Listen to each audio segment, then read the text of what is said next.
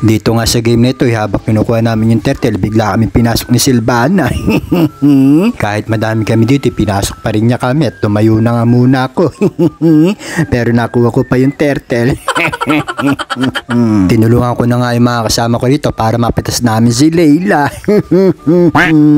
At napitas nga siya. Kinukuha nga ng mga kalaban yung turtle dito at nakita ko nga tong si Florin. Si Florin ka ba o si Rafaela? Nalilito talaga ako sa inyo. Nakita ko na naman tong si Florin o si Rafaela. Bahala na kayo kung sino makakatama sagot. Merong premyo sa akin. At habang nagpupush nga ako dito, sinugod ako dito ni Cyclops pero hindi ko siya inatrasan. Nag-transform ako. Yun nga lang, dumating yung kasama niya kaya eto, hindi ko pa siya napita. Sayang naman yun. Sinusugod na nga ako dito sa Mimilint. Nabasag pa nila yung tore kaya eto, nag-transform na ako. Inuna ko nga tong si Florin o si Rafaela, tabay takbo.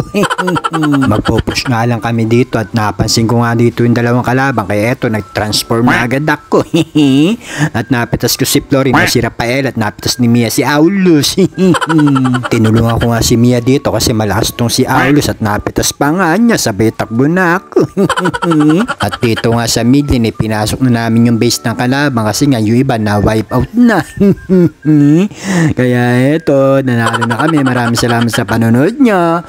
Bye bye.